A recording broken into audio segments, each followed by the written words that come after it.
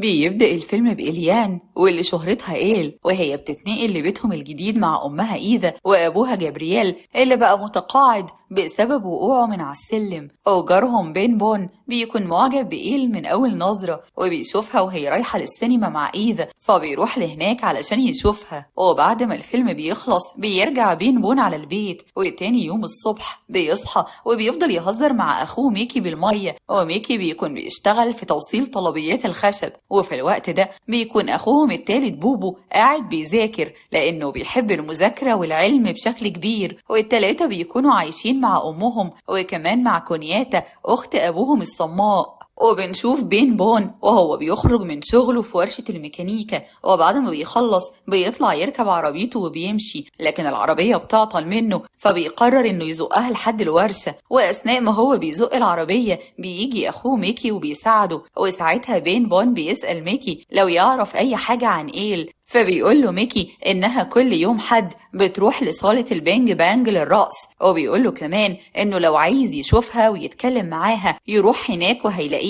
فبيروح بين بون للصالة يوم الحد زي ما اتفق مع ميكي، ولما بيدخل بيلاقي إيل بترقص هناك فبيقف يتفرج عليها من بعيد. وفي الوقت ده بيقرب ميكي من إيل وبيقول لها إنها تروح ترقص مع بين بون، وهو بيشاور لها عليه فبتوافق إيل وبتروح له، وفعلا الاتنين بيرقصوا مع بعض. وبعد ما بيخلصوا الرقصة بيعرض بين بون عليها انهم يخرجوا يشربوا حاجة، فبيطلعوا من الصالة سوا وبيروحوا على الكافيه اللي هناك. واثناء ما هم قاعدين في الكافيه بيستغل بين بون الفرصة وبيعرض على إيل انه يعزمها على العشاء في مطعم بره، لكنها بترفض وبتقوله انها مش فاضية وانها ترجع تكمل رقصها لانها مش متعودة تقعد كده. فبيقوموا هما الاتنين وبترجع إيل للصالة تاني، اما بين بون فبيمشي وبيسيبها تكمل رقصها. وتاني يوم بيروح بين بون للورشة، وفجأة بتجيله إيل علشان تصلح العجلة بتاعتها، فبيقول لها تيجي تاخدها بكرة لأن الكاوتش عنده في البيت. فبترد إيل عليه وبتقوله إنها هتستناه بره لحد ما يخلص شغله، وبعدها يروحوا سوا عند بيته ويصلحوها. هو بعد شوية بيخرج بين بون وبياخد إيل وبيروحوا للبيت وبيصلح لها العجلة، وبيسألها إذا كانت عملت كده علشان تيجي تشوفه، فبتقوله أيوة. فبيفرح بين بون، وبعد ما بيخلص تصليح العجلة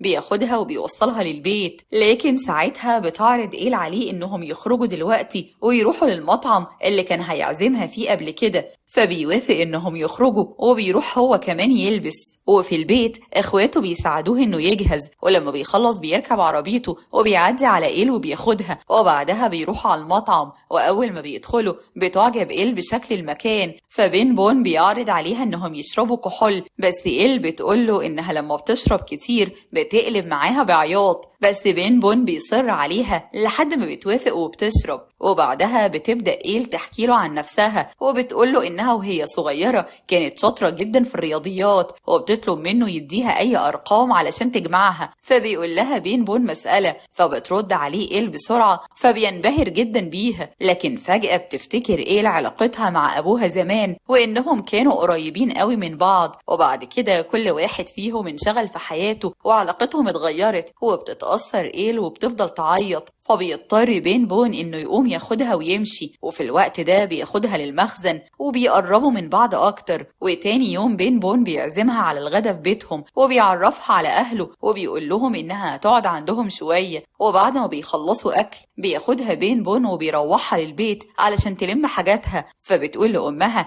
انها هتروح تقعد مع عيلة بين بون الفترة الجاية، وبتاخد إيل حاجتها وبتطلع مع بين بون. واول ما بيوصلوا للبيت بيوريها اوضتها، وفي اللحظة دي بتكون أم بين بون واقفة عند الباب من بره، بس إيل بتقفل الباب في وشها على طول. وبعد شوية بتخرج الأم بره البيت، فبتستغل إيل الفرصة وبتروح لأوضتها وبتبص على الصورة اللي متعلقة على الحيطة، وبعدها بتنزل على طول وبتلعب كوتشينة مع كونياتا. ولأن كونياتا مش بتسمع بتبدأ إيل تتكلم عنها بطريقة وحشة. وفي الوقت ده أم بين بون بترجع للبيت وبتطلع تغير هدومها، ولما بتنزل بتطلب من إيل إنها تجفف السلطة، لكن إيل بتقول لها إنها مش بتعرف. وأثناء كده بتسألها إيل عن البيانو القديم اللي موجود في المخزن، فبتقول لها إنه كان بتاع جوزها لما كان شاب. وبتسألها الأم عن سبب سؤالها عن البيانو، فبتقول لها إيل إنها تقريبا شافته وهي صغيرة في أرام، لكن الأم بتقول لها إنهم عمره ما راحوا أرام وإن البيانو موجود هنا من قبل حتى ما هي تتولد. وفي اليوم اللي بعده بتروح إيل للمخزن وبتشغل البيانو وبتفضل ترقص عليه، لكن فجأة بتتزحلق وبتقع على الأرض وبتتخبط في راسها، فبيلحقها بوبو وبيقومها، لكنها بتطلب منه ما يقولش لحد على اللي حصل. ولما بيجي الليل بيقعدوا كلهم على العشاء، وبيوصل بين بون من الشغل وبيستغرب أول ما بيشوف إيل متعورة في راسها، وبيسألها عن اللي حصل، فبتقوله إن كونياتا هي اللي عملت كده فيها، فبيزعق لكونياتا وبيلومها، فبتتضايق الأم وبتقول لإيل تحكي الحقيقة وما تكدبش. وساعتها إيل بتقوله إنها كانت بتهزر معاه وإنها وقعت لوحدها غصب عنها. وفي اللحظة دي إيل بتصارح بين بون إنها حامل، وبتقوله إنها كانت عند الدكتور وقال لها الخبر، وبعدها بين بون بيعرف عيلته بالخبر ده، وبتطلع إيل وبتشتري فستان الفرح وبتاخده وبتروح لأمها علشان تقول لها على الخبر، فبتفرح أمها جدا إن بنتها هتتجوز، وبتاخد مقاسات إيل علشان تظبط الفستان عليها.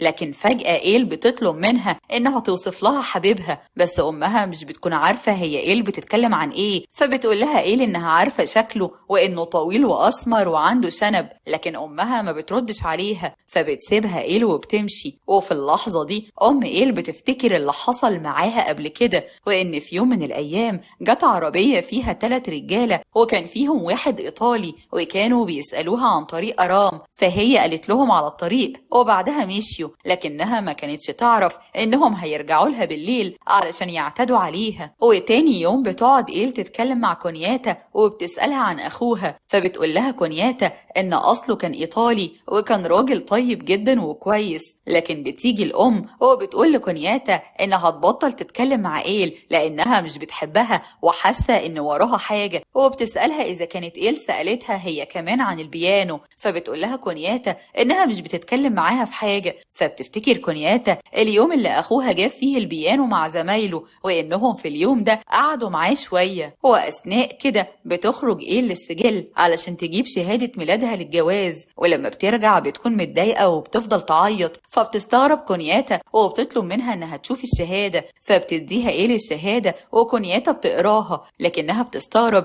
إن إيل متسجلة باسم أمها مش أبوها، وده لأن أبوها مجهول الهوية. فبتسألها كونياتا عن الموضوع، لكن إيل بتطلب منها إنها ما تتدخلش في حاجة زي دي، وبتاخد منها الشهادة وبتطلع لأوضتها. وبعد شوية بتستنى كونياتا لما الكل يخرج من البيت، وبتنادي على إيل علشان تكلمها، وبتقول لها إنها عندها معلومات عن البيانو اللي كانت بتسأل عنه، بس إيل بتقول لها إنها مش عايزة تعرف حاجة، وإن كل اللي يهمها دلوقتي إنها تتجوز بين بون، وبعدها بتخرج وبتسيبها. لكن كونياتا بتقوم وراها وبتعرفها إن اللي كان مع أخوها واحد اسمه ليباليك، وكان معاه أخو مراته، وإن ليباليك بيشتغل مع مدير ميكي في الشغل دلوقتي. وساعتها بتخرج إيل لشغل ميكي بحجة إنها تعرفه إنه يبلغ بين بون إنها هتتعشى بره النهاردة، وبعد كده بتروح عند المدير وبتسأله على ليباليك، فبيقول لها إنه بقاله فترة كبيرة سايب الشغل، وإنه بيشتغل دلوقتي في ورشة خشب خاصة بيه على طريق كوستيليه. فبتسأله عن أخو مراته، فبيقول لها إن اسمه توريه وإنه بيشتغل في كاربنترا، فبيسألها المدير إذا كان أبوها يعرف ليباليك، لكن إيل بتقوله إن اللي يعرفهم هي عمة جوزها، وإنهم هم اللي جابوا البيانو ليهم. فبتطلع إيل وبتروح لمكان توريه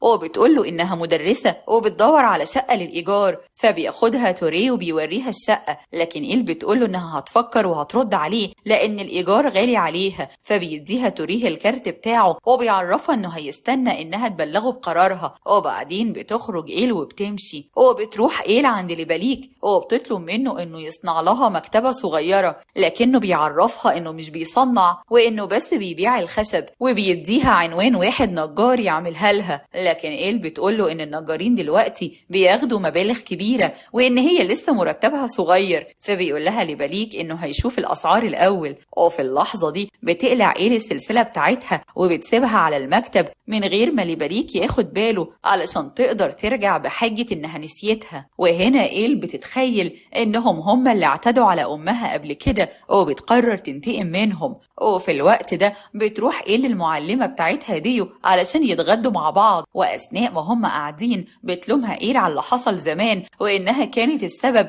في إنها تتسجل مجهولة الأب، لكن ديو بتفهمها إن كل ده كان غصب عنها وإنها كانت مجبرة تسجلها في المدرسة وقتها وأبوها ما كانش معترف بيها. وبعدها ديو بتدي لإيل هدية عيد ميلادها، ولما بتفتحها إيل بتلاقي فيها ولاعة مكتوب عليها اسمها، فبتشكرها إيل وبتقول لها إنها مبسوطة إنها افتكرتها في يوم زي ده، وبتاخدها ديو وبتوصلها للبيت. ولما بتدخل بتلاقي بين بون بينظف البندقية، فبتسأله عنها فبيعرفها إنها بتاعة أبوه، فبتسأله إيل إذا كان مستعد إنه يدافع عنها لو حد اتهجم عليها، فبيقول لها بين بون إن محدش يقدر يقرب ناحيتها. وتاني يوم بتخرج إيل وبتروح لأمها علشان تشوف الفستان، وبتسألها عن السبب اللي خلاها ما بلغتش الشرطة وقت حادثة الاغتصاب، فبتقول لها أمها إن جبريل كان ناوي يروح القسم بس هي منعته لأن جنسيتها أجنبية وإن البلاغ كان هيعمل لها مشاكل كتير. وساعتها جبريل قال لها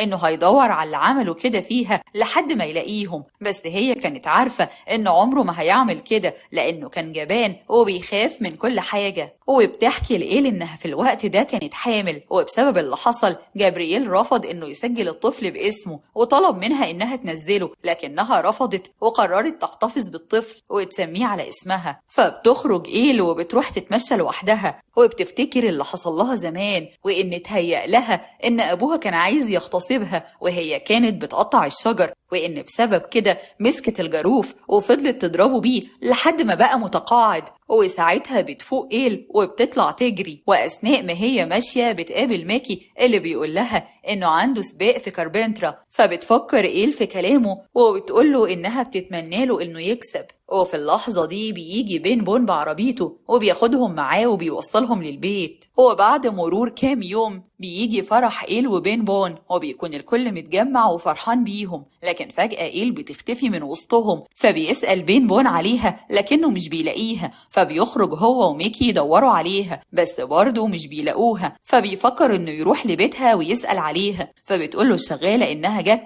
وكانت عايزة تتكلم مع أبوها لكنه ما كانش عايز يقابلها، بس هي صممت وطلعت له، وبعدها فضلت قاعدة معاه شوية ومشيت. فبيقرر بين بون إنهم يرجعوا للبيت لأنه بيعتقد إنها ممكن تكون رجعت لهناك، لكن لما بيروح مش بيلاقيها. ولما بيجي الليل بيقعد بين بون يتعشى مع أهله، وأثناء كده بترجع إيل وبتعتذر لبين بون إنها اتأخرت وبتقعد تتعشى معاهم، لكنها بتخرج تاني يوم من غير ما تقوله. ولما هو بيرجع من شغله بيسأل عليها، فبتعرفه أمه إنها خرجت من غير ما تقول لحد. وفي الوقت ده بتروح إيل عند ليباليك، فبيسألها ليباليك إذا كانت فعلا بتشتغل مدرسة ولا لأ، لكنها بتقوله إنها مش بتشتغل وإنها جات لكاربنترا عن طريق الصدفة، فبيديها ليباليك فلوس علشان تأجر شقة وتقعد فيها، وبيعرفها إنه هيزورها هناك. وأثناء كده بتروح إيل وبتاخد الشقة اللي هتأجرها من توريه، ولما بتروح فيها بتتصل على ديو وبتديها عنوان الشقة وبتطلب منها إنها تقابلها هناك.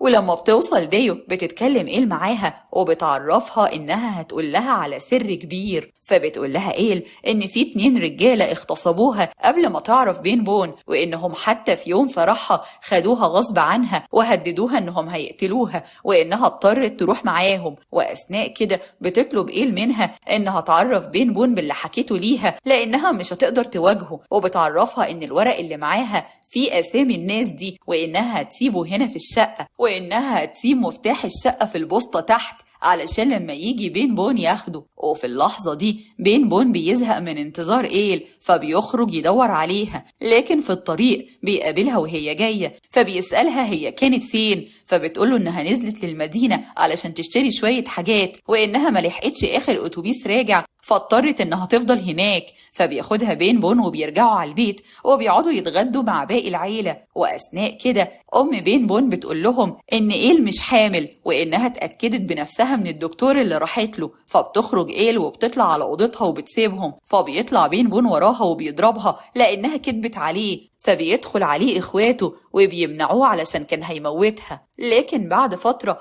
الوضع بينهم بيهدى، وبين بون بيطلب منها إنها بلاش تكذب عليه تاني. وبعدها بيسافروا هما الاتنين وبيشجعوا ميكي في السباق في كاربنترا، وبيكونوا فرحانين إن ميكي قرب يكسب. لكن فجأة لبليك بيظهر لإيل وبياخدها وسط الزحمة غصب عنها وبيروح يتكلم معاها في عربيته. وهناك لبليك بيقول لها إن المدير بتاعه اتصل بيه وعرفه إنها سألت عليه، وإنه سأل عليها وعرف عنها كل حاجة، وإنه فاهم هي جات له ليه، وبيوضح لها إنه ملوش أي علاقة باغتصاب أمها، وإنه في اليوم ده بعت 3 من العمال بتوعه علشان يوصلوا البيانو لبيت مونتيكاري، وإنهم بس بيشتغلوا عنده في الشركة مش أكتر، وإنهم في اليوم ده اتأخروا على ما رجعوا واعتذروا له لأنهم كانوا تايهين في الطريق. بس إيل مش بتصدقه وبتسأله إزاي عرف إن أمها تعرضت للاغتصاب. فبيقول لها لبليك إن أبوها كان صاحبه وجاه وحكاله اللي حصل لها، وساعتها عرفته بكل حاجة ودلته على الرجالة اللي عملوا كده. لكن إيل بترفض إنها تصدق كلامه وبتسيبه وبتنزل من العربية. وفي الوقت ده بيكون بين بون بيدور عليها وسط الزحمة، وأول ما بيشوفها راجعة بيجري عليها وبيحاول يطمن عليها. لكن إيل بتكون مصدومة من الكلام اللي سمعته ومش بترد عليه